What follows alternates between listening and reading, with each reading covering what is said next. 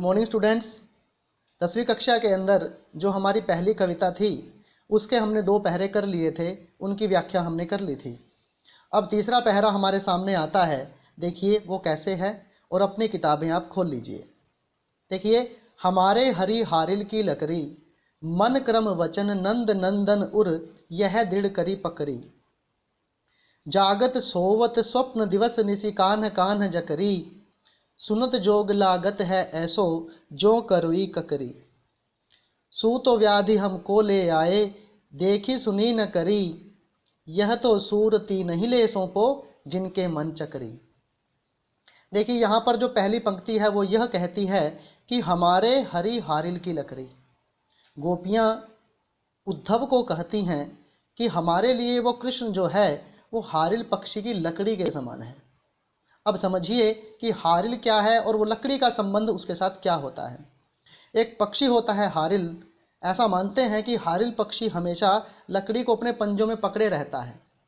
उसको यह लगता है कि अगर उसने लकड़ी को छोड़ दिया तो उसकी मृत्यु हो जाएगी, वो मर जाएगा। इसलिए गोपियाँ कहती हैं यहाँ पर कि भाई उन्होंने हारिल पक्षी की तरह ही कृष्ण को लकड़ी के समान पकड़ के रखा हुआ है। उनको भी लगता है कि अगर कृष्ण उनसे छूट गए तो वे समाप्त हैं। फिर वो अगली पंक्ति में कहती हैं, मन क्रम वचन नंद नंदन उर, यह दृढ़ करी पकड़ी। और ऐसी बात नहीं है, बल्कि मन से, क्रम से, वचनों से नंद नंदन उर, नंद बाबा के बेटे को उर मतलब अपने हृदय में बसाया हुआ है और यह उसे दृढ़ करी, दृढ़ता के साथ पकड़ी, पकड़ रखा है। वो कहती हैं उन्होंने अपने मन से, अपने कर्मों से, अपने वचन से कृष्ण को अपने हृदय में बसा रखा है। फिर वो कहती हैं, जागत सोवत स्वप्न दिवस निसी कान्ह कान्ह जकरी। और वो कहती हैं कि वो जागते हुए, सोते हुए, सपने में भी दिन रात कृष्ण कृष्ण ही जपती हैं। जकरी का मतलब है जपती हैं। फिर वो कहती हैं, सुनत जोग लागत है ऐसो जो करोई ककरी। वे कहती हैं कि आपकी योग की बातें सुनने के बाद हमें ऐसा लगता है कि जैसे करुई ककड़ी, हमें किसी ने कड़वी ककड़ी खिला दी हो।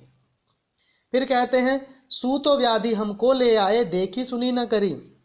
ये कहती हैं कि आप तो हमारे लिए वो व्याधि ले आए हैं, वो बीमारी ले आए हैं, देखी सुनी न करी, जिसको ना तो हमने कभी देखा है, न सुना है, और करी ना ही जिसको कभी भोगा है। उसके बाद वो लास्ट में ये कहती हैं, यह तो सूरती नहीं ले सौंपो जिनके मन चकरी। वो कहती हैं अंत में कि आप इस बीमारी को उन्हीं को देकर आओ, इस निर्गुण भक्ति को उन्हीं को देकर आओ जिनके मन चकरी, जिनके मन जो हैं वो चंचल होते हैं। अब गोपियाँ सीधा तौर पर यह कहना चाहती हैं यहाँ पर कि उनका मन चंचल नहीं है, उनका मन स्थिर है, कृष्ण में स्थिर है। इसलिए उनको कृष्ण के अलावा जो निर्गुण भक्ति को लेके आए हैं ना, हमें नहीं चाहिए। तो तीसरे पैरे की तो हिंदी ये बनती है।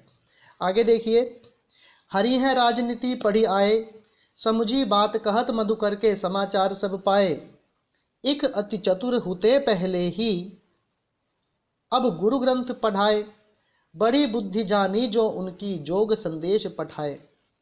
उधो भले लोग आगे के, परहित डोलत धाए। अब अपने मन फेर पाइये, चलत जूहते चुराए। ते क्यों अनीति करे आपुन, जे और अनीति छुड़ाए। राजधर्म तो यह सूर, जे प्रजा न जाही सताए।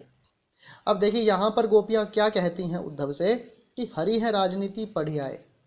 हम मानते भी हैं, हम सुनते भी आए हैं कि कृष्ण से बड़े कोई राजनीतिज्ञ हुए नहीं हैं।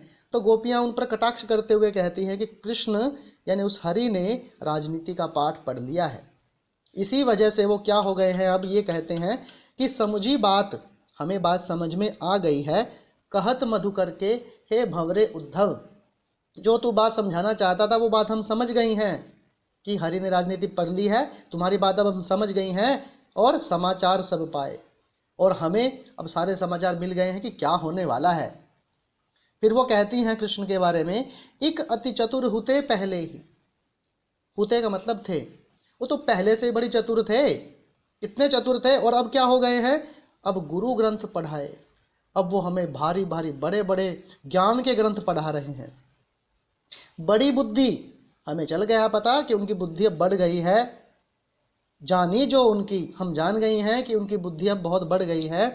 योग संदेश पढ़ाए, अब तो वो योग की बातें करते हैं, योग के संदेश पढ़ाते हैं। वो कहती है अगली पंक्ति में, ऊधो भले लोग आगे के, आगे के मतलब जो पहले होते थे। वो कहती हैं कि हे उद्धव जी, वो लोग जो पहले होते थे वो भले होते थे। क्यों भाई? परहित डोलत धाये, परहित होता है दूसरों का कल्याण, उनका भला करना, डोलत धाये एकदम से आ जाते थे। यानी पहले के लोग ज़्यादा अच्छे थे कि अगर कोई मुसीबत में होता था तो उसकी मदद करने के लिए वो एकदम से आ जाते थे, लेकिन कृष्ण ऐसा नहीं कर रहे। हमारी मुसीबत को देखते हुए भी वो उसको नज़रअंदाज कर रहे हैं।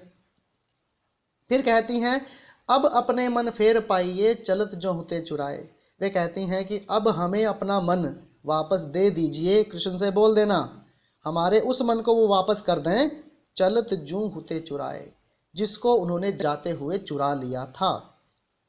फिर वो कहती हैं, ते क्यों अनीति करे आपुन, जे और अनीति छुड़ाए।